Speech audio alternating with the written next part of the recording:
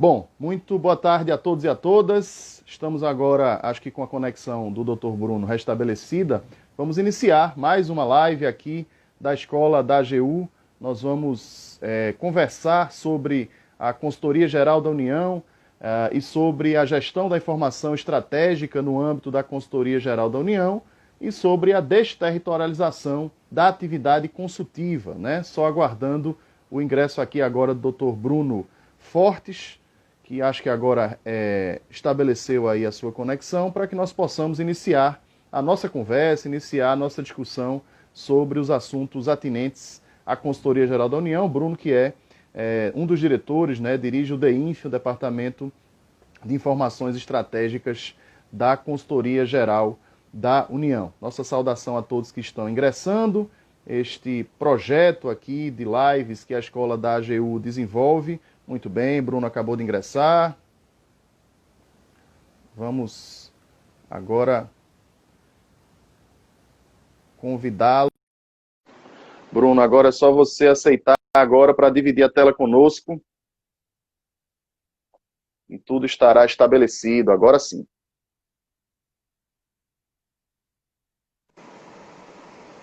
Muito bem, olha ele aí. Tudo bom, Bruno? Tudo bom, Rafael? Beleza, agora estamos conectados. Deixa eu fazer novamente a sua apresentação, porque para a gente não perder tempo da live, a gente acabou por encerrar e iniciar novamente, né? A gente está iniciando aqui uma live da Escola da Advocacia Geral da União sobre o tema Consultoria Geral da União, a gestão da informação estratégica e a desterritorialização da atuação consultiva, né? Este projeto de lives que faz parte do nosso projeto Escola em Casa. Fica aqui novamente minha saudação ao nosso diretor Danilo Santana, nossa vice-diretora Andréa Cajueiro e aos nossos regionais, Cristiane Iwakura, Rita Nolasco, Rodrigo Ribeiro e Eugênio Battesini.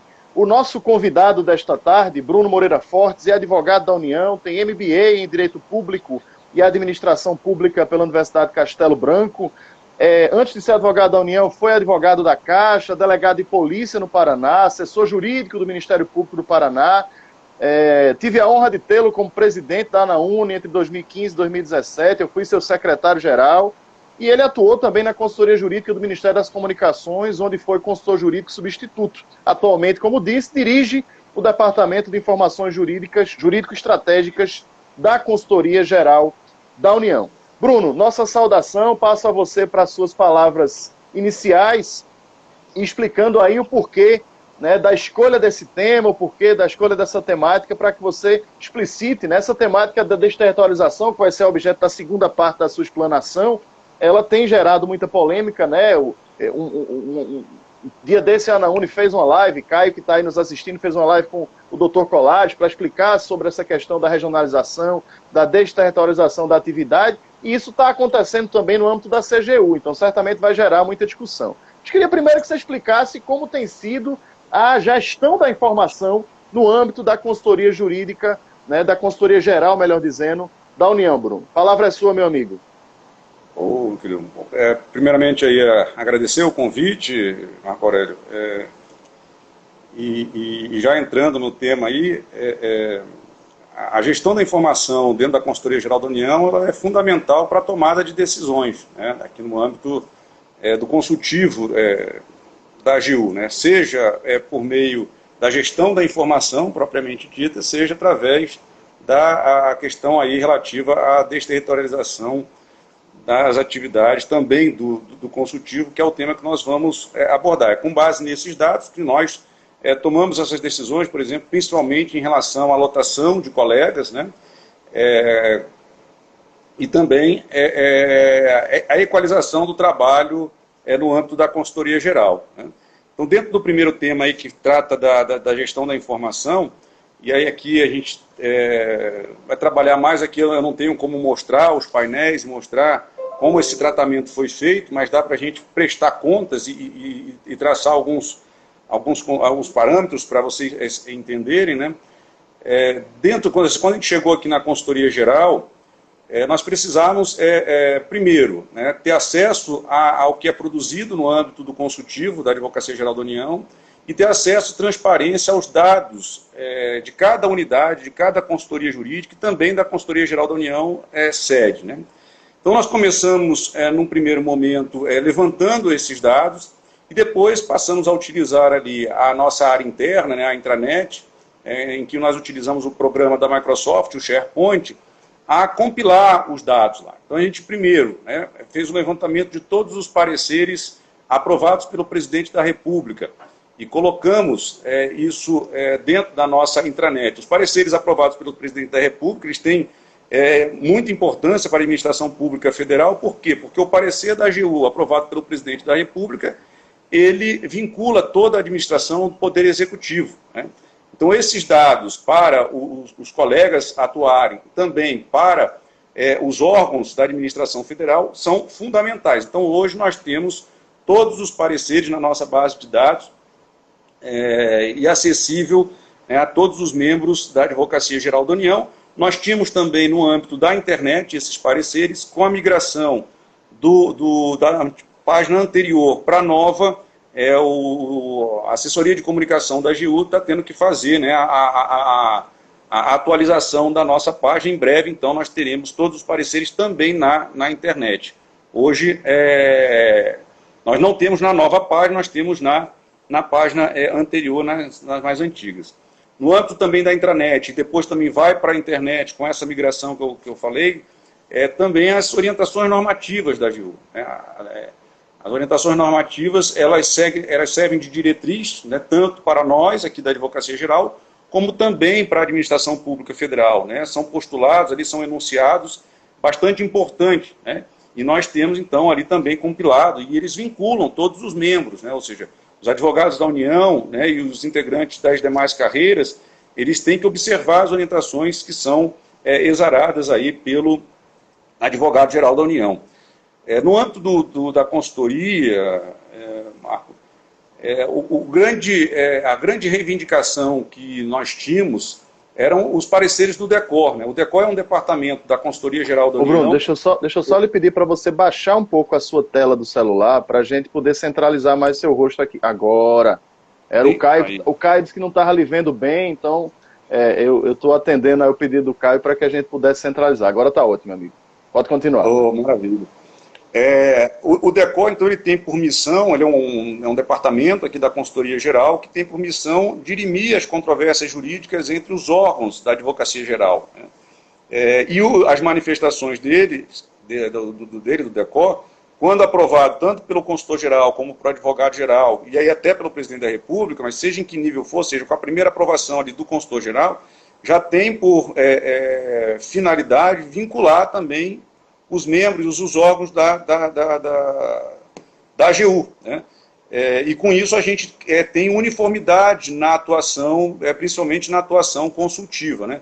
Então a missão do DECOR, ela é uma missão bastante importante, porque é comum, né, na área do direito, às vezes, haver interpretações diferentes a respeito do mesmo tema, do mesmo assunto.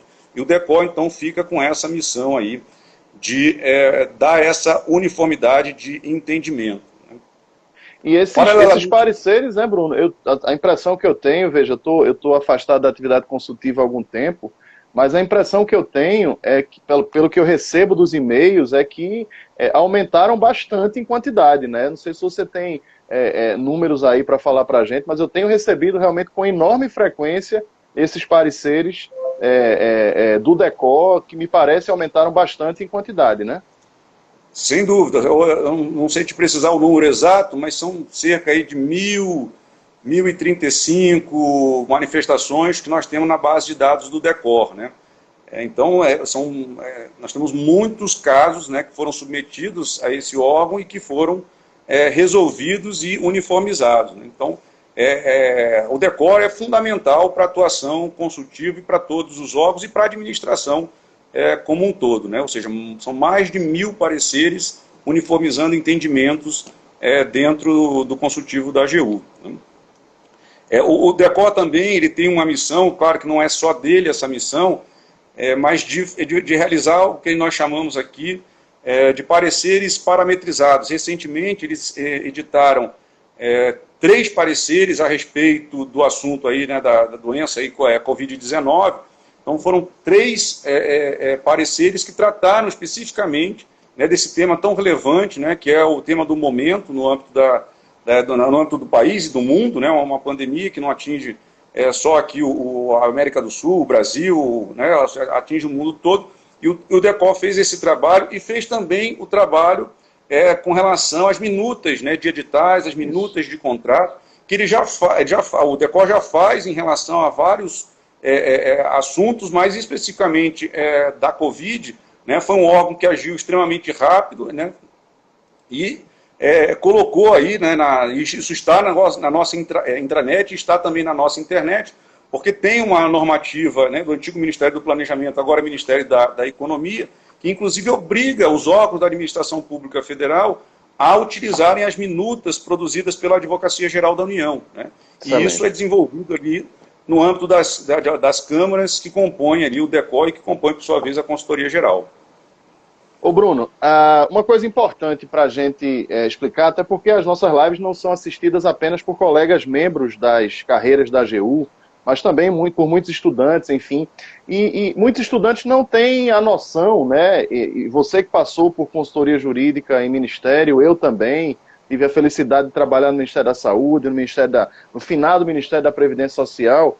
É importante a gente esclarecer que existe um braço da AGU presente em cada ministério, né? Em cada órgão ali da esplanada dos ministérios, existe uma representação da AGU que é vinculada à nossa consultoria geral. Então, eu queria que você falasse um pouquinho de como é que se dividem os órgãos da Consultoria Geral da União, explicitando aí a existência das consultorias e como se dá essa integração. As consultorias jurídicas dos ministérios estão integradas, né, os seus sites, as suas páginas estão integradas à página da Consultoria Geral. Como é que se dá essa integração de trabalho? Ainda existe o chamado Colégio de Consultores? Como é que isso funciona, Bruno?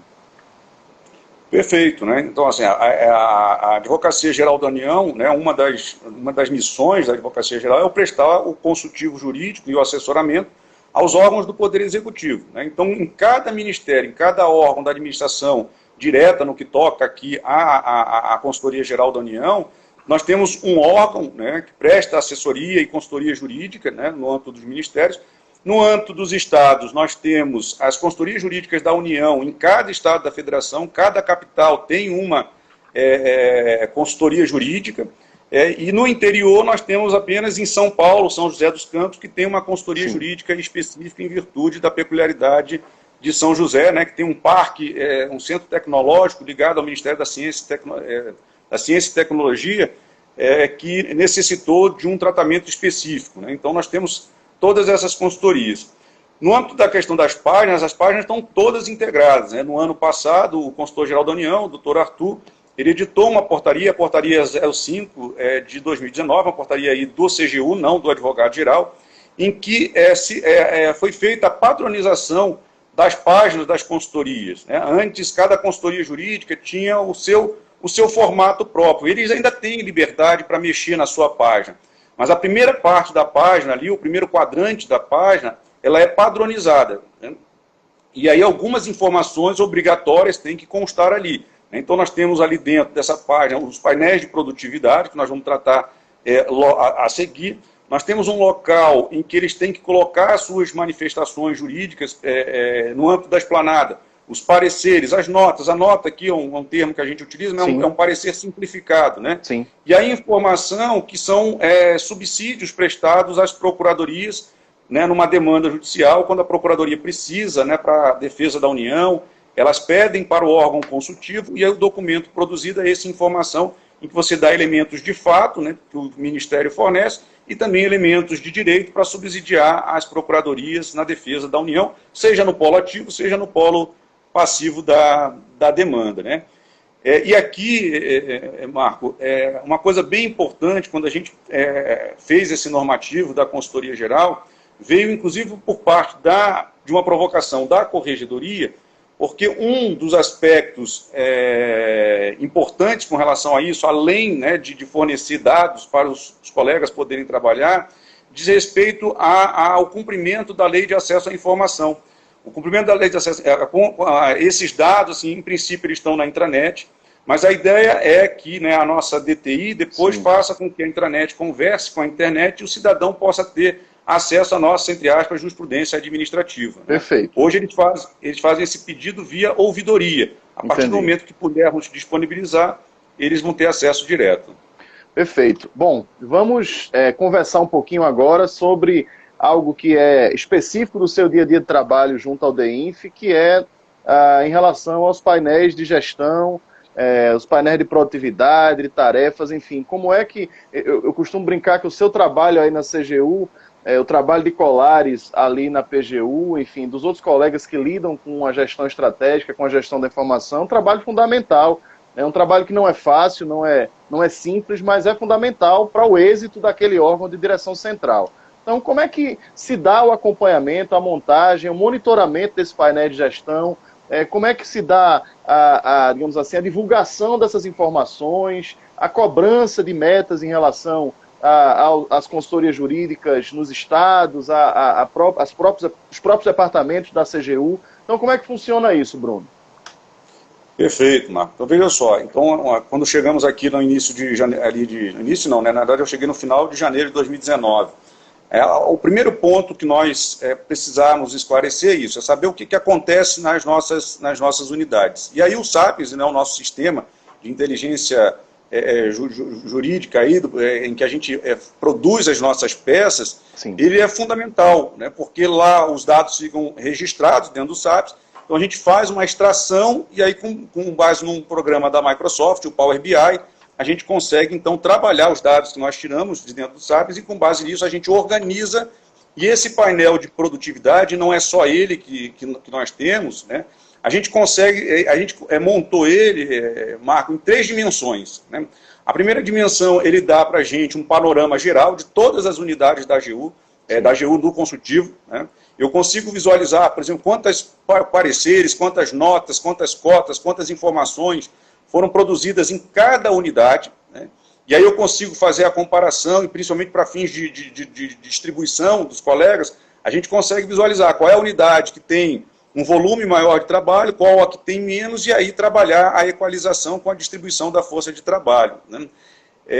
Então, nessa primeira dimensão, a gente consegue ver todas as unidades. Mas aí a gente passou para um segundo passo, agora eu preciso ver a unidade, como é que está essa unidade, né? E aí a gente consegue detalhar uma unidade especificamente. Eu posso pegar, por exemplo, a consultoria jurídica junto ao Ministério da Saúde, ou a consultoria jurídica da União no Paraná. Eu entro nessa unidade e vejo o que está acontecendo dentro dela, né? Ou seja, quanto que eles estão produzindo, que assunto que eles estão tratando mais, se a distribuição está equânime entre os advogados. E a terceira dimensão eu vejo na segunda a unidade, na terceira dimensão eu consigo detalhar o colega. Então eu entro lá, vejo o advogado da União X, Y ou Z, né, consigo detalhar, e aí eu consigo ver o dia que ele produziu a peça, a hora que ele produziu a peça, eu consigo abrir a peça que ele produziu e o que ele lançou ali, em termos de atividade e em termos de assunto, né, tratado no âmbito da consultoria. E com base nisso, a gente consegue, aí olhando, né, claro que às vezes nós temos que olhar de forma detalhada, saber qual unidade está trabalhando de forma efetiva, qual é o tempo que ela está levando para produzir a manifestação, né, e o que cada colega está fazendo. E isso é fundamental, Marco, pelo seguinte: a AGU ela tem um planejamento estratégico. Sim. E dentro desse planejamento estratégico, nós temos 3 grandes metas a serem atingidas, né? A primeira meta diz respeito ao tempo de resposta consultiva, né? A Lei 9.784, de 1999, ela dá um prazo para a resposta, né? E dentro disso, no planejamento estratégico, é estipulada uma meta que nós temos que atingir. Hoje essa meta está em 25 dias para a gente entregar, mas esses 25 dias é uma média, tá? Regra geral, a gente tem que cumprir o prazo da lei, que são de 15 dias. Mas tem alguns órgãos nossos que, pela sua atividade específica, acaba elevando essa meta. Você pega, por exemplo, a SECAF não vai fazer nada em 15 dias. Até né? pela complexidade do que chega para ela, né? Exatamente, ou seja, do que chega ali, geralmente leva em torno de 6 meses um procedimento de conciliação, então por isso que a gente bota a meta um pouquinho mais alta, de 25 dias. Mas a gente, na atividade consultiva de pareceres e notas, a gente tenta atingir essa marca dos 15 dias, né? Paralelamente a isso, nós temos um painel também que diz respeito a uma pesquisa de satisfação junto aos órgãos assessorados, né? Todo ano é feita essa pesquisa. Nós tivemos uma avaliação em 2019 em que a nota dada no geral, né, foi de 7,5, que a gente considera uma nota muito boa para a atividade consultiva, né?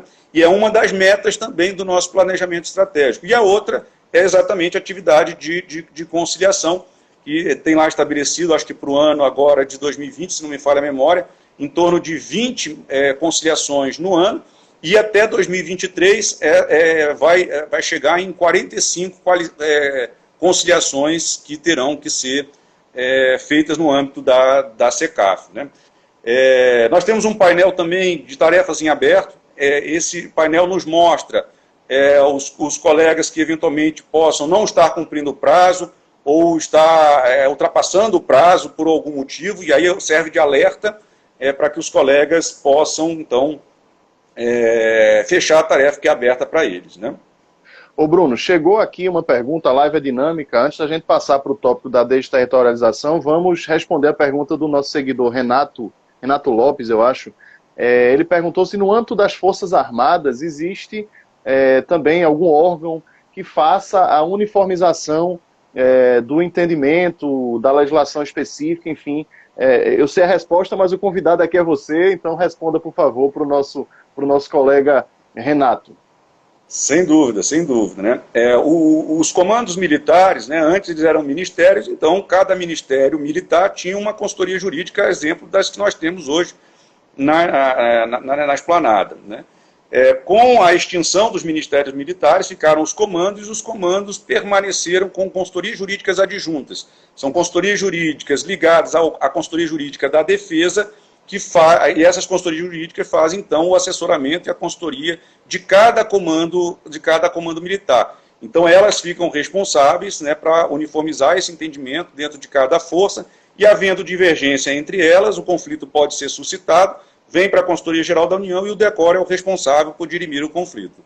Perfeito. Respondida aí a pergunta do nosso seguidor Renato, a gente passa agora para falar da temática da desterritorialização, da atividade consultiva, né? A gente tem vivido essa experiência no âmbito da Procuradoria-Geral da União, no âmbito de outros órgãos de contencioso, da PGF, da PGFN, no sentido de que o advogado público já não mais se prende aos seus limites territoriais de onde está lotado, mas passa a ter uma atuação regionalizada, em alguns casos nacional, né? Então isso está acontecendo agora com muita, obviamente com muita discussão, como não poderia deixar de ser no âmbito da PGU, mas a gente vai tratar aqui especificamente da Consultoria Geral, Bruno. Como é que vocês planejaram a desterritorialização da atividade consultiva do advogado da União, né, da Consultoria Geral da União, e como tem sido essa dinâmica? Então, queria que você usasse aí o tempo para explicar para os colegas, e se dúvidas eventualmente surgirem, a gente vai tentando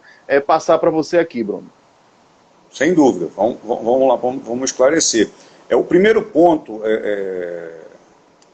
Marco, assim, o problema, por exemplo, que foi enfrentado lá no âmbito da Procuradoria-Geral, nós não tivemos aqui no âmbito do consultivo, né? Até porque a normativa do consultivo, no âmbito dos estados, ela é diferente da normativa, por exemplo, das consultorias jurídicas na esplanada dos ministérios e também das procuradorias da União, procuradorias regionais e procuradorias seccionais da União, que estão totalmente disciplinadas ali dentro da lei complementar. As consultorias jurídicas nos estados, elas são tratadas pela Lei 9.028 de 1995, né? E lá, na 9.028, diz que as consultorias jurídicas nos estados, elas são instaladas por ato administrativo do Advogado-Geral da União. Então, nós não tivemos o mesmo problema dos questionamentos que lá na PGU ocorreram em virtude da especificidade normativa com relação à consultoria jurídica. Então, se a gente pode instalar unidades no âmbito dos estados por um ato administrativo, não tem problema nenhum também, por um ato do Advogado-Geral da União, fazer Sim. a desterritorialização, né, e a criação das ECJUs. Né. As ECJUs, que são consultorias jurídicas da União, especializadas virtuais, elas foram objeto de grande debate antes da sua implantação. Elas foram implantadas no dia 1º de setembro, agora de 2020, mas nós ficamos ali trabalhando, né, os conceitos e trabalhando as necessidades com uma participação ampla. Todos os colegas puderam participar do consultivo, fizeram sugestões. Posso garantir aqui que cerca de 90% das sugestões foram acatadas aqui no âmbito da Consultoria Geral da União.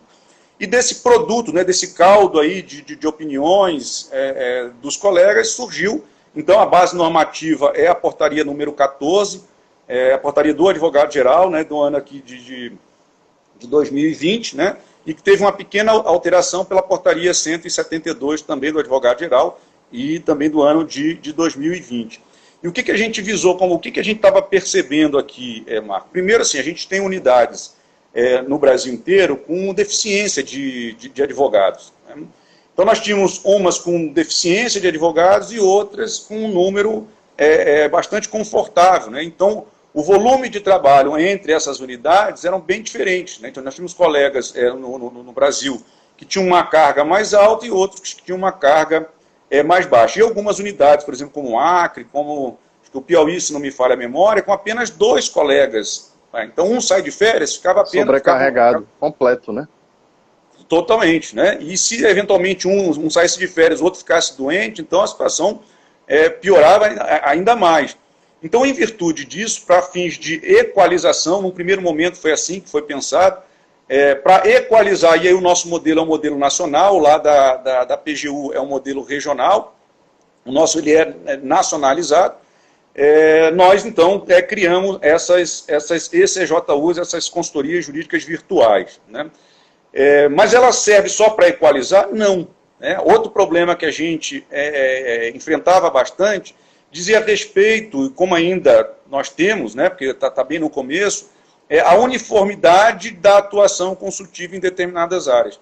Nós temos um tipo de parecer, que são dados aqui no âmbito da consultoria geral, chamados pareceres referenciais. Esses pareceres, Marco, assim, tinha um lugar que adotava o parecer referencial e tinha um lugar que não adotava, né? E aí muitos órgãos... uniformidade, né? Exatamente, né? E muitos órgãos falaram assim, olha, por que lá no Rio Grande do Sul eu tenho um referencial, não preciso mandar o processo, e lá em Pernambuco eu, sobre o mesmo tema, preciso encaminhar o processo para a AGU. Agora isso passa a ser padronizado, está no Brasil inteiro. Então, se tiver um parecer referencial, se for necessário um parecer referencial, ele vai, então, valer para o Brasil todo e todos os órgãos vão ser tratados da mesma forma. E aí, como é que a gente dividiu essas ECJUs? São 6 ECJUs. Uma que trata somente de processos de aquisições por parte do poder público. A outra, que aí é um termo técnico, né, que é a de serviços sem mão de obra exclusiva. A outra é serviço com mão de obra exclusiva, esse é o tipo de regime de contratação. A outra é que vai tratar somente de obras e serviços de engenharia.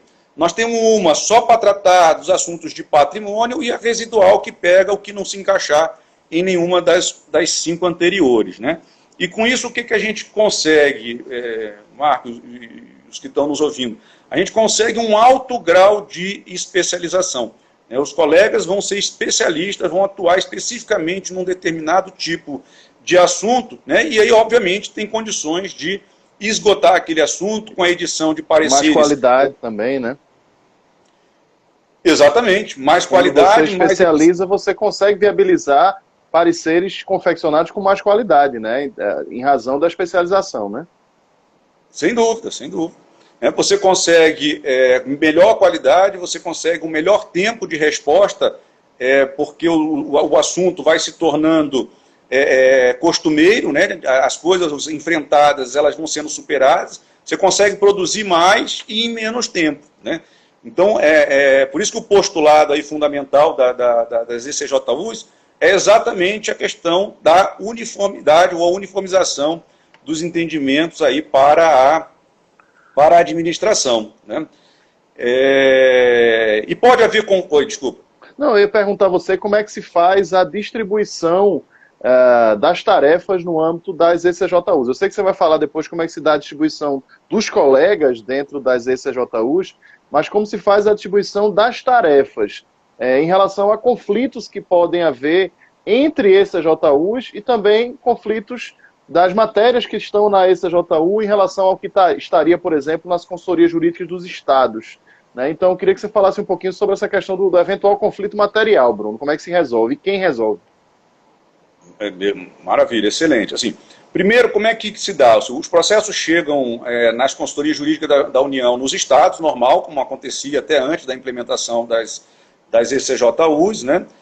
Lá no âmbito da consultoria jurídica da União no Estado, é feito um tratamento por parte do consultor jurídico local certo. E a equipe local de servidores, e aí ele faz essa distribuição entre as ECJUs. Ele separa o que é engenharia vai para engenharia, o que é aquisições vai para aquisições e assim por diante. Né? E aí tem a distribuição lá para o colega.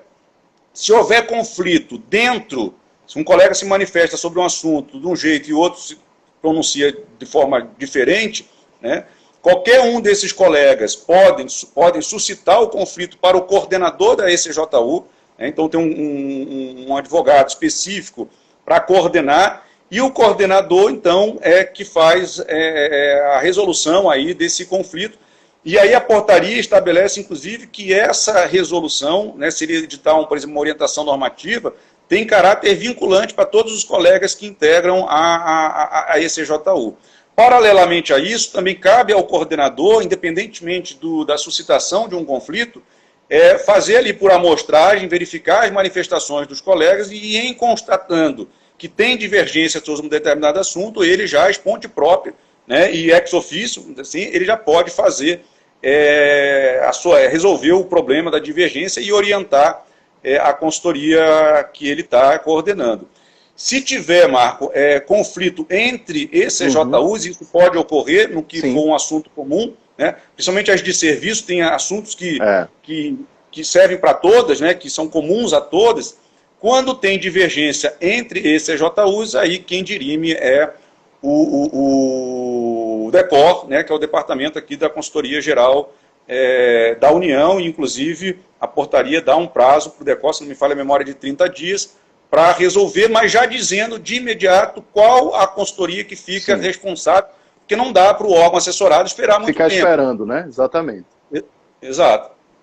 Então, ele Bruno, já disse... Oi, pode não, termina aí que eu vou lhe provocar em relação à lotação. Pode terminar aí o raciocínio.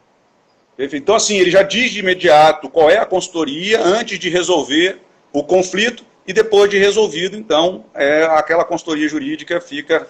escolhido, eu digo assim, em virtude do pronunciamento do DECOR, fica responsável pela matéria, ou então tem que seguir a orientação, ou ambas, né, tem que seguir a orientação dada pelo DECOR. Pergunta que te faço em relação à lotação dos nossos colegas advogados da União dentro dessas ECJUs.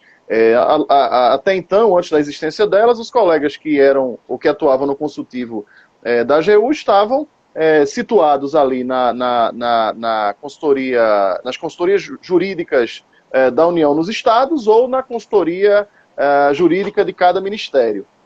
Eu pergunto, há digamos assim, um paralelo, o colega hoje lotado na consultoria jurídica de ministério está também no ECJU, o colega que está na consultoria jurídica de estado está também no ECJU, ou essa lotação ela é exclusiva? Quem vai para uma ECJU fica exclusivamente numa ECJU, Bruno?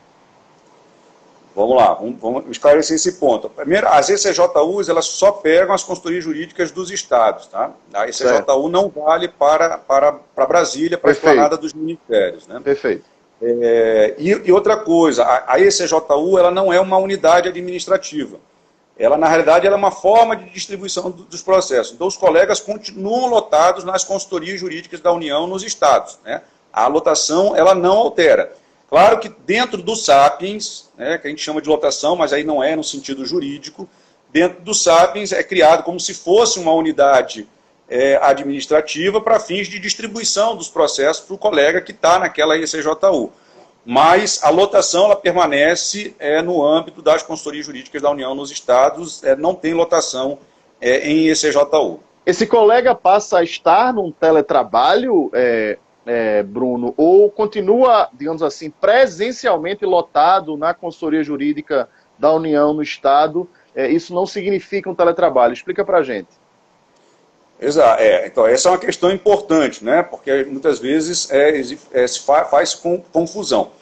Embora a ECJU, se você trabalhe no âmbito virtual, ela não significa necessariamente teletrabalho, né? A norma, a portaria 14, deixa isso bem claro lá, tem 2 dispositivos tratando dessa questão, e diz, então, em princípio, o colega tem que ir para a consultoria jurídica da União, que ele está lotado, trabalhar normalmente, trabalhando, então, via distribuição pelas ECJUs, né? Agora, nada impede, dentro da norma que trata especificamente do teletrabalho, que seja ao colega deferido o teletrabalho, mas não é. Ou seja, a ECJU não significa... Ela não gera automaticamente. Perfeito. Isso, perfeito. Teletrabalho.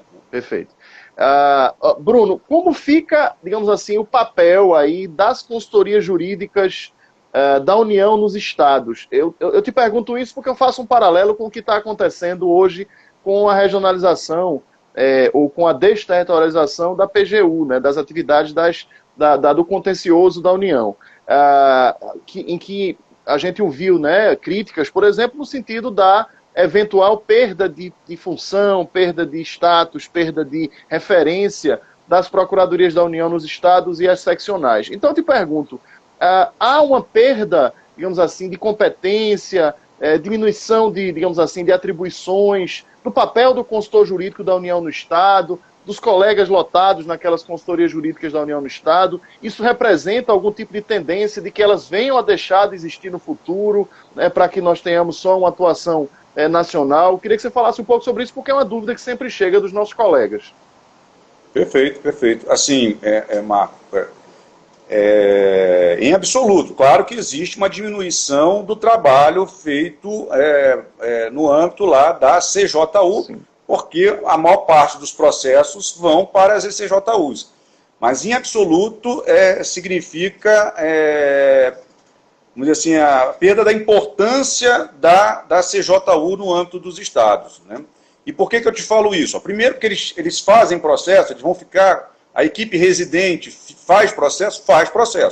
Eles ficam responsáveis pelos processos urgentes, que a portaria considera urgente aqueles que têm que ter uma manifestação sob pena de prejuízo para o órgão até no prazo de 10 dias. Né? Então, esses ficam no âmbito da CJU, ou seja, no âmbito local.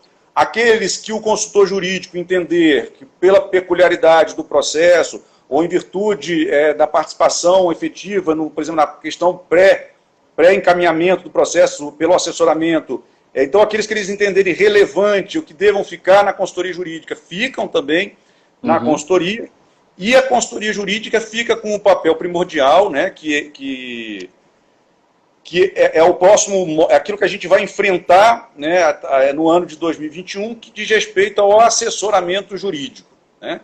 Essa atividade mais próxima do gestor, esse aconselhamento, né, o assessoramento do órgão assessorado, vai ser a grande missão das consultorias jurídicas e, em paralelo a isso, também a atividade de conciliação, né?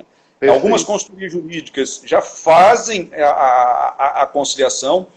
Na portaria 14, as maiores, né? Se não me falha a memória, acho que é Pernambuco, Rio de Janeiro, São Paulo, Minas Gerais e Rio Grande do Sul, inclusive, tem uma pessoa designada especificamente para tratar da atividade de conciliação, e acredito que para o futuro, Marco, além do assessoramento jurídico, a grande missão da atividade consultiva vai ser atuar nas questões aí, de conciliação, né, nas divergências entre órgãos e particulares. E essa vai ser a grande missão das nossas consultorias jurídicas. Além, claro, né, a consultoria jurídica é importante porque é o nosso órgão no Estado de representação perante as demais autoridades. Claro, eu não vou dizer aqui para você que nunca vai ser extinto, porque todos os órgãos no futuro podem... Oi? Lógico, exatamente. Não dá para dizer nunca, né? Mas esse papel que você colocou aí, Bruno, é muito importante do relacionamento local. Ele é fundamental. O contato do consultor jurídico da União no Estado com o dirigente, né, daquele órgão federal que ele assessora, ele continua sendo muito importante, continua sendo atualmente imprescindível. O contato é fundamental para o bom funcionamento daquele órgão. E quando você consegue desafogar um pouco a atividade que se tinha até então através das ECJUs, isso talvez até viabilize uma melhor qualidade nesse assessoramento direto que as consultorias jurídicas da União nos estados podem prestar para os órgãos federais que estão ali situados. Ô Bruno, como é que se dá, te perguntar, como é que se dá a montagem dessas equipes da SCJU? Vocês fizeram um edital, vocês fizeram ampla divulgação, como é que vocês escolheram também, né? Como é que é feita a chefia, o chefe das SCJUs são necessariamente lotados em Brasília ou não? Como é que funcionou isso? Isso. A chefia pode ser qualquer advogado da União, né? Independentemente de ocupar cargo em comissão ou função comissionada, né? Essa coordenação ela é uma escolha do consultor-geral. O consultor-geral ele tem, então, aí a prerrogativa de escolher. No momento foram escolhidos alguns colegas que são também consultores jurídicos da União nos estados, né? Até em virtude do maior trabalho, a gente pegou colegas que têm uma função comissionada. Então, além de ser o consultor jurídico nos estados, ele também... acumula com a função do coordenador de uma específica SCJU, né? Exatamente, mas poderia ser um colega que não seja consultor jurídico no estado? Poderia ser você, poderia ser eu, né? Sem problema nenhum. Qualquer um pode, né? Ser colocado ali para coordenar. Com relação a como que é distribuído, como os colegas são distribuídos, né, nessas SCJUs, a portaria diz que é por meio de um edital, que tem que ser feito a cada 2 anos, né? Mas nada impede, né, que havendo ali alguma desproporcionalidade entre as SCJUs, porque pode acontecer em virtude de questões momentâneas, né, o consultor-geral ele pode movimentar o colega, porque, como eu disse, não se trata de alteração da lotação do colega. Eram matérias que os colegas já tratavam no âmbito dos estados, a gente só fez essa divisão. Então, por exemplo, se a gente tiver um volume grande numa ECJU e noutra um volume menor e for necessário fazer a equalização, o consultor-geral ele tem aí o poder, independentemente de edital, de fazer essa movimentação, entre aspas, entre as ECJUs. Por exemplo, no momento, todas as consultorias jurídicas, na visão aqui da consultoria geral, estão com um volume de trabalho adequado, com exceção de obras e serviços de engenharia, que está com volume realmente um pouco elevado, e isso se deu em virtude de licenças médicas, ou seja, dos 25 colegas que participam da ECJU Obra e Serviço de Engenharia, nós temos hoje 14 fora. Uhum. Então, você veja que é um baque muito grande, né? Então, em virtude disso, nós vamos ter que, já fizemos e vamos continuar atuando, uma colocação de colegas ali, nem que seja temporariamente, para fazer essa equalização. Então, a resposta à sua pergunta é essa. É um edital que sai a cada 2 anos. A cada 2 anos, todo mundo pode concorrer novamente a todas as vagas de todas as ECJUs. Um rodízio importante. Né? Oi? É um rodízio importante, né? É um rodízio importante, né? Ou seja, ninguém tem vaga cativa, vamos dizer Perfeito. assim, na ECJU.